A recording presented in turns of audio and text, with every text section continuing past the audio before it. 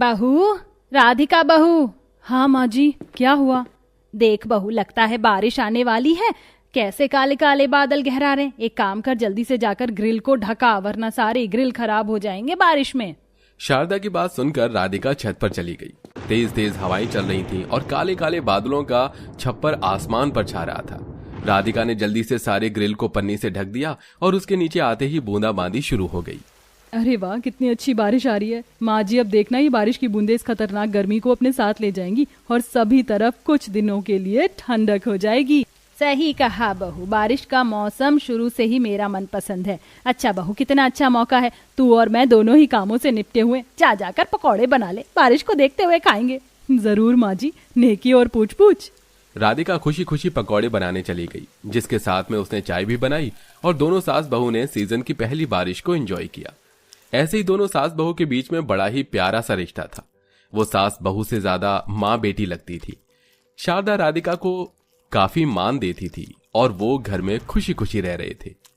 देखते ही देखते ऐसे ही साल गुजरने लगे और अब शारदा की 3 और बहुएं घर आ चुकी थी। उसकी तीनों ही बहुएं उसके बेटों की पसंद थी और साथ ही वो बड़े ही अमीर घरानों से आई थी। अब शारदा के घर में लगभग सब कुछ बदल चुका था। अरे वाह, मेरी तीनों बहुएं उठ गई। माँ जी, यहाँ टेबल पर नाश्ता नहीं है। हाँ बहू, वो अभी ना राधिका ने नाश्ता बनाया नहीं है। अच्छा, राधिका भाभी, राधिका भाभी। हाँ मलाइका, यहाँ ब्रेकफास्ट क्यों नहीं है? जल्दी जाइए और हम तीनों के लिए नाश्ता लेकर आइए। ये तुम मुझसे किस तरह से बात कर रही हो? मैं तुम्हारी जेठानी हूँ मलाइका, कोई नौकरानी नहीं, जो तुम्हें नाश्ता बना कर दूंगी। अब तुम्हें इस घर में 1 हफ्ता बीत चुका है। माँ जी ने बताइए ना। क्या बहू, जरा जरा से काम में बिल्कुल तू भी ना गल ही जाती है। अगर कह रही हैं तो इन्हें नाश्ता बनाकर दे दे। कौन से ये इतना बड़ा काम है।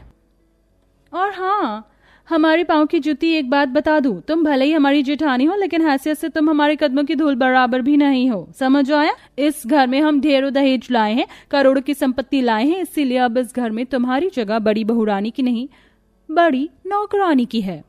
सोनल ने राधिका से अपनी सास के सामने ही इतनी बातें बोल दी। राधिका को लगा था कि उसकी सास शायद उसकी तरफदारी करेगी, लेकिन ऐसा नहीं हुआ। शारदा भी अपनी नई बहुओं के रंग में ही रंग चुकी थी, जिसकी वजह से वो कुछ नहीं बोली। बेचारी राधिका इस सब के बाद अपने आंसू सीने में ही दबा कर रह गई और उसने सभी का नाश्ता बनाया। ऐसे ही सिलसिला चलने लगा और अब दोबारा बरसात का मौसम लग चुका था। सारे घर के काम राधिका ही करती थी और उसकी तीनों अमीर देवरानियां आराम फरमाती रहती थीं। सृष्टि, जरा रास्ते से हट जाओ, मेरे हाथों में कपड़े हैं, कहीं ये गिर ना जाए। अच्छा, अगर ये गिर गए तो क्या होगा? जाहिर है अगर ये गिर गए तो मुझे इन्हें दोबारा धोना पड़ेगा। वैसे तुम ये क्यों पूछ रही हो? इसीलिए। सृष्टि ने राधिका के हाथों से सभी कपड़े छीन लिए और उन्हें फेंक दिया। उसके बाद वो उन्हीं कपड़ों पर चढ़ती हुई अपने कमरे में चली गई। राधिका को यह देखकर बहुत ज्यादा दुख हुआ। उसकी आंखें नम हो चुकी थीं। सृष्टि, ये क्या कर दिया? इस गीले मौसम में कितनी मुश्किल से तो मैंने इन कपड़ों को धोया था, अब मुझे दोबारा पानी का ही काम करना होगा। राधिका ने अपने आंसू पोंछ लिए और वो दोबारा कपड़े धोने चली गई। बेचारी राधिका पर इसी तरह से अत्याचार होते थे, जिनको वो बस बर्दाश्त कर रही थी। कपड़े धोने के बाद राधिका बस अपने कमरे में ही जा रही थी कि तभी मलाइका उससे बोली, ए नौकरानी, मेरा मतलब जेठानी, यहाँ आओ। हाँ बोलो मलाइका, कितना अच्छा मौसम हो रहा है, जाओ बाहर से मेरे लिए पकौड़े और चाय लाओ। पकौड़ों और चाय के लिए बाहर जाने की क्या जरूरत है? वो तो मैं घर में भी बना दूंगी। नहीं, घर के खाने में वो स्वाद नहीं आता, और वैसे भी तुम्हारे तो हाथों में कोई खास स्वाद नहीं है ना, तो इसीलिए अच्छा है कि तुम ऐसा ना ही करो। अब खड़े खड़े मेरा मुंह मत देखो, जाओ जल्दी से लेकर आओ। मलाइका ने राधिका को बाहर भेज दिया। राधिका के बाहर निकलते ही बारिश शुरू हो गई, जिसमें वो पूरी की पूरी भीग गई। अरे नहीं, मेरे तो सारे कपड़े ही भीग गए। ऐसे मौसम में छाते के बिना तो कभी नहीं निकलना चाहिए। मलाइका खुद से ही बातें करती हुई आगे बढ़ने लगी और कुछ ही देर में वो पकौड़े और चाय लेकर घर लौट आई।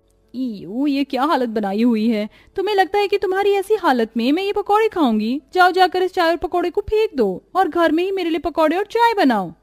लेकिन मलाइका, ये बस मेरा शरीर गीला हुआ, इन पकौड़ों और चाय को तो मैं पैक करवा कर लाई हूँ।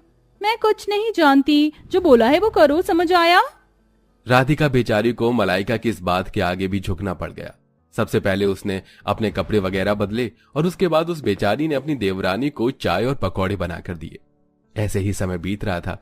बेचारी राधिका को जरा सी गरीबी की वजह से न जाने क्या क्या झेलना पड़ रहा था, लेकिन राधिका के इतना करने के बावजूद भी उसकी घमंडी देवरानियां उससे जलती ही थी। इसीलिए एक दिन तीनों देवरानियों ने राधिका को घर से निकलवाने के लिए एक षड्यंत्र रचा। सोनल ने अपने सारे गहने राधिका की गैर मौजूदगी में उसके कमरे में छिपा दिए और फिर उसने नाटक शुरू किया। माँ जी जल्दी यहाँ आइए। क्या हुआ बहू, क्या बात है? माँ जी देखिए ना, मेरी अलमारी में से मेरे सारे गहने गायब हैं। क्या हुआ? मेरे सारे गहने गायब हैं। क्या तुमने सभी जगह अच्छे से देख लिया? हाँ, चलो तो घर में ढूंढते हैं। तीनों बहुओं ने घर में ढूंढने का नाटक किया और उन्हें राधिका के कमरे में सोनल के सारे गहने मिल गए। ये सब कुछ देखकर शारदा और राधिका दोनों की आंखें फट गईं और शारदा ने बिना कुछ पूछे ही राधिका के एक जोरदार तमाचा लगा दिया। तू इतना गिर गई कि तू अपने ही घर में चोरी की? माँ जी मैंने तो कुछ। माँ जी, इस जैसी औरत को तो घर में रहना ही नहीं चाहिए। आज गहने चुराए, कल को प्रॉपर्टी के पेपर्स चुरा लेगी और सभी को डुबा देगी। सही कहा। चली जा राधिका मेरे घर में से, अब तेरे लिए कोई जगह नहीं है। राधिका शारदा की बात सुनकर हैरान हो गई। वो समझ गई थी कि ये सब उसकी देवरानियों की ही चाल थी। इसीलिए वो आंखों में आंसू भरकर अपने ससुराल से निकल आई और दरवाजे पर खड़े होकर बोलने लगी। रचो, तुम्हें कितने षड्यंत्र रचने हैं। आज तुम्हारा मकसद पूरा हो गया ना, यही तो तुम लोग चाहती थी। अब तुम देखना, चाहे तुम कितना भी बुलाना, लेकिन अब मैं नहीं आऊंगी ससुराल, कभी नहीं आऊंगी। ये पैसा दौलत सब कुछ आपको मुबारक। मैं तो कल भी गरीब थी और आज भी गरीब ही हूँ, लेकिन आप देखना मेरे दिन भी जरूर बदलेंगे और एक दिन आपको अपनी गलती का एहसास होगा। अलविदा सासू माँ, नहीं आऊंगी ससुराल कभी अब मैं। राधिका ऐसे बोलती हुई चली गई। उस वक्त भी तेज बारिश हो रही थी। उसके जाते ही तीनों देवरानियां खुश हो गईं। कितनी तेज बारिश पड़ रही है। अब ऐसे में सबसे पहले मुझे एक घर का इंतजाम करना पड़ेगा। राधिका के गले में एक सोने का मंगलसूत्र था और साथ में कानों में छोटी छोटी झुमकियां। राधिका ने उन सभी को ही बेच दिया और एक छोटा सा कमरा किराए पर लिया। बचे हुए पैसों से उसने पकौड़े और चाय बेचने का काम शुरू किया। भगवान जी, जो भी मेरे पास था मैं वो सब लगा चुकी हूँ, अब मुझे थामना आपका काम है। राधिका इतनी बड़ी दुनिया में अकेली थी, लेकिन उसने हार नहीं मानी। वो रोजाना अपने ठेले पर चाय बेचती और साथ में आलू और मिर्च के पकौड़े भी बनाती।